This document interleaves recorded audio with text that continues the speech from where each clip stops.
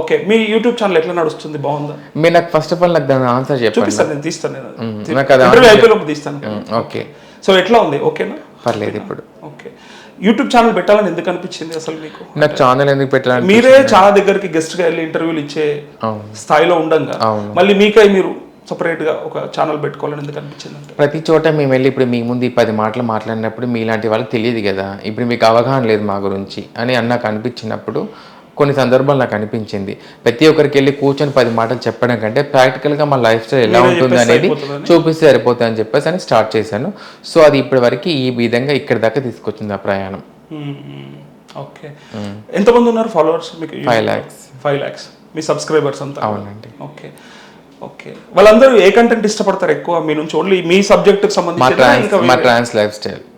Life style. Okay, చాలా మందికి ఉంటుంది కదా ఇప్పుడు తెలుసుకోవాలి అనేది. ఇప్పుడు ఇందాక మీకున్న డౌట్స్ అండ్ క్లారిఫికేషన్ కోసం మీరు ఎన్ని క్వశ్చన్స్ అడిగారు వాళ్ళకు ఉంటుంది కదా, సో అవి చూస్తే క్లియర్ అయిపోతాయి అని చెప్పి. ఇప్పుడు మీలాంటి వాళ్ళ అడిగే క్వశ్చన్స్ చాలా మందికి ఇలా ఉంటారా అని చెప్పి అనుకుంటారు వాళ్ళు, కానీ ప్రాక్టికల్గా మేము ఎలా ఉంటామో వాళ్ళకి తెలియదు.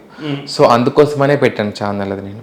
సో ప్రాక్టికల్గా మేము ఎలా మా లైఫ్లో ఎలా చేస్తామో, మా లైఫ్ ఏంటి, మేము ఎందుకు ఇలా ఉంటాం అని అన్ని ఎక్స్ప్లెయిన్ చేయడం జరుగుతుంది. ఓకే, కానీ ఇప్పుడు బయట చాలా మట్టుకు ఏ ముహూర్తమైనా ఏ ఫంక్షన్కైనా మిమ్మల్ని చాలా ప్రేమగా తీసుకెళ్ళి మీ ఆశీర్వాదం తీసుకోవాలని, ఈవెన్ పెళ్లిళ్ళల్లో వాటిల్లో అని డబ్బులు అంటే వాళ్ళంతలో వాళ్ళు ప్రేమగా ఇచ్చే సందర్భాలు చాలా చూస్తాం మనం.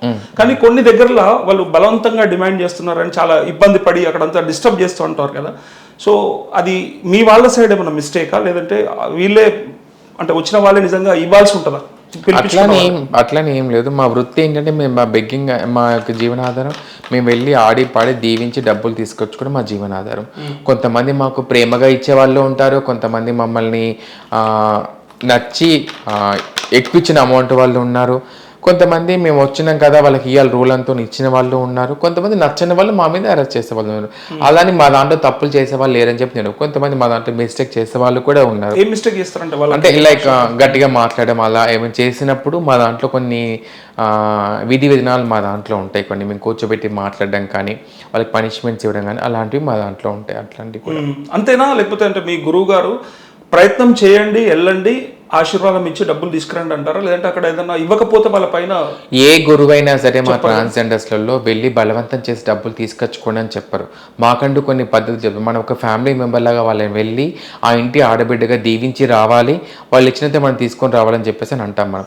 కానీ మేము స్తోమత బట్టి మేము అడుక్కుంటాం. ఎందుకంటే ఇద్దరు పోయినప్పుడు ఒకళ్ళు ఆడుకుంటాము, 10 మంది పోయినప్పుడు 10 మందికి సమకూర్చులు ఆడుకొని మేము అడుక్కుంటాం. అది స్తోమతం బట్టి అడుక్కుంటాం. ఇప్పుడు ఒక యజమాని పెద్ద ఉన్న వ్యక్తి అయితే ఎక్కువ అడుక్కుంటాము, చిన్న పాన్ కూడా అయితే అడిగేంత అడుగుకుంటాం. అది మాకు ఉంటుంది. ఆ కటసి అనేది మా అందరికీ ఉంటుంది. ఎందుకంటే మేము మనుషులమే, మాకు మనసు ఉంటుంది. వాళ్ళు మా వాళ్ళే. తెల్లారితే మళ్ళీ మేము అక్కడికి వెళ్ళి అడుక్కునే వాళ్ళం. మళ్ళీ మా జీవనదాన్ని తెల్లారితే మళ్ళీ అక్కడికే వెళ్ళాలి. కాబట్టి ప్రతి చోట మేము అదే రెగ్యులర్ గా వెళ్ళే చోట్ల వేరు, కానీ ఇట్లా ఫంక్షన్స్ లో అక్కడ మాత్రం మళ్ళీ ఇంకోసారి వెళ్ళాల్సిన పని ఉంటుంది కదా అక్కడ. అంటే ఒకేసారి కదా ఓ ఫంక్షన్ హాల్లో, లేకపోతే ఇంకో గృహప్రవేశం అయిన పెళ్లి కాదా? అచ్చా, మళ్ళీ ఇంకో 10 ఏళ్ళకో 5 ఏళ్ళకి పెళ్ళైన వాళ్ళకి పిల్లలు పుట్టారా? ఆ పిల్లలకి మళ్ళీ పెళ్లిదే కావా? సో అప్పుడు అవకాశాలు పెరుగుతున్న కొద్దీ మా జీవనం అక్కడికి వెళ్ళాల్సిన అవసరం వస్తుంది కదా. మీరు కాకుండా మీ వాళ్ళు ఎవరైనా వెళ్తా ఉంటారు అట్లా. కానీ వాళ్ళు అంత బిహేవ్ చేసి బాగా బలవంతం చేస్తారు, అంత వల్గర్ గా బిహేవ్ చేస్తారు అని చెప్పి అది ఒకటి ఉంది. అది పోవాలి కదా, అది బాగుంటది. పోతే అది చాలా వరకు పోయింది. అది ఇప్పుడు అంతా ఏం లేదు. అది ఒకప్పుడు అంటే కొంతమంది నకిలీ హిజ్రాలు ఉండేవాళ్ళు. ఆ నకిలీ హిజ్రాలు మీ దాంట్లో కూడా? మా దాంట్లో కాదు. అంటే అబ్బాయిలు మా లాగా గెటప్ వేసుకొని రావడము, అంటే ఒకప్పుడు ఊర్లలో పాటలు పాడుతూ అవి ఉండే వాళ్ళు ఉంటారు కదా, వాళ్ళు కొంచెం అబ్బాయిలాగా మాట్లాడతారు. వాళ్ళు మాలాగా నీట్గా రెడీ అవ్వరు, వాళ్ళు ర్యాష్గా మాట్లాడతారు, వాళ్ళు తిట్టడం గలీజ్గా చేయడం అట్లాంటివి చేస్తూ ఉంటారు వాళ్ళు. సో మన ఇట్స్ మీ స్నేహ ఛానల్లో వాళ్ళ వీడియోస్ 2-3 పెట్టాను కూడా. మా కండ్ల ముందే కనిపించారు. అంటే మాకంటే ముందే వెళ్ళి వాళ్ళు అడుక్కోవడము, వాళ్ళు మమ్మల్ని కొడతారు కూడా. వాడు మమ్మల్ని మేము వెళ్ళి పిఎస్కి వెళ్ళి కంప్లీట్ చేసి వాళ్ళు ఏమంటారు మీరు చూసుకోండి అమ్మా అని చెప్పేసి అని అంటారు. ఎందుకంటే వాళ్ళకు కూడా తెలియదు. ఇప్పుడు రీసెంట్ గా పోలీస్ వాళ్ళు యాక్షన్ తీసుకున్నారు. వాళ్ళ వరకు కొంచెం తగ్గింది, ఇప్పుడు వరకు కొంచెం తగ్గింది. మన నేను ట్రైన్ లో బెగ్గింగ్ చేస్తున్న, ట్రైన్లకు ఊర్లకు వెళ్తున్నప్పుడు ట్రైన్ లో కూడా బెగ్గింగ్ చేస్తున్నారు. సిగ్నల్ దగ్గర ఉంటారు అన్ని. నేను ఎక్కడికైతే వెళ్ళి నాకు కంట కనబడరు, వాళ్ళు వీడియో షూట్ చేసి కంపల్సరీ మన ఛానల్లో ఉంటుంది. మీకు ఇంకో విషయం తెలుసా, ట్రైన్లలో ఈ మధ్య అమ్మాయిలు కూడా అడుక్కుంటారు మాలాగానే. అవునా? తాళి కొట్టి.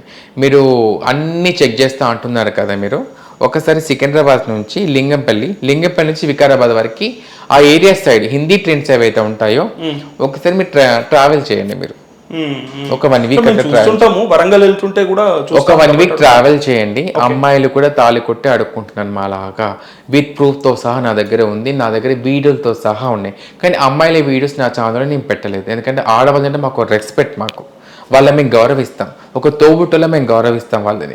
సో వాళ్ళు కూడా మాలాగా చేయడం వల్ల మేము చాలా చెప్పుకోలేకపోయాము ఎక్కడ కూడా. సో అక్కడ ఉన్న వాళ్ళకి మేము చెప్పాము, అమ్మ మీరు అడుక్కోకండి అది ఇది అని చెప్పేసి అన్నప్పుడు, ఏదో 10 రూపాయలు అడుక్కుంటున్నాం అయ్యా అమ్మ అని చెప్పేసి అంటారు.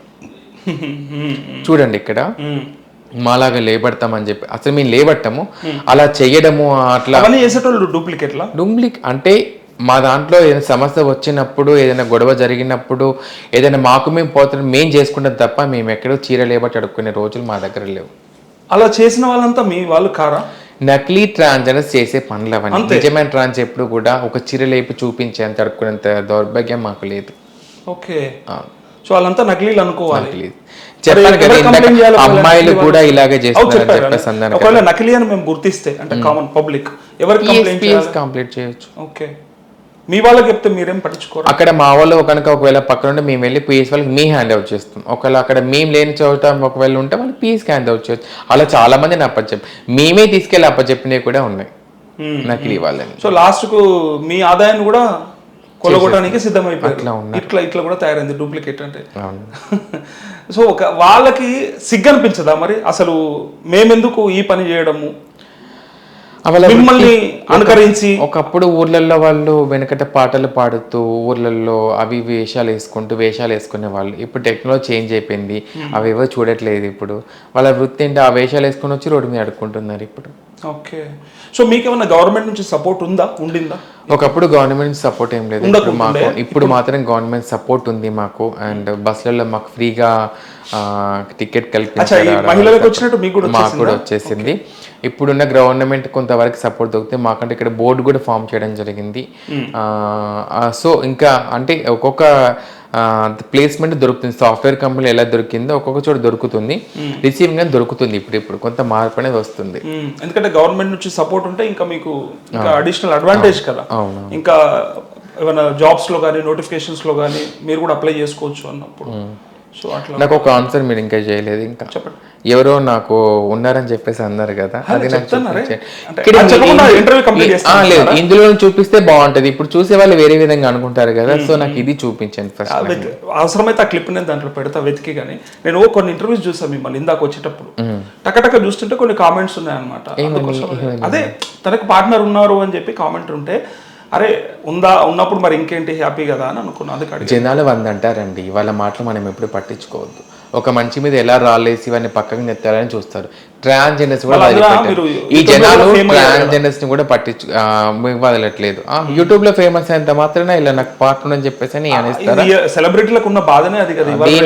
నేను ఒప్పుకోనండి, అది నాకైతే అది కొంచెం బాధాకరంగా. ఏ సెలబ్రిటీకైనా ఏదో ఒక నెగిటివ్ తలిగిస్తానే ఉంటారు కదా. ఉన్న వాటిని చూసి అనడం వేరు, లేని వాటిని అనడం తప్పు అని చెప్పేసి అంటున్నాను అట్లా. ఓకే ఓకే, సబ్స్క్రైబ్ చేయండి. Please do subscribe to Please like, share and subscribe to top Telugu TV. Top Telugu TV. Top Telugu TV.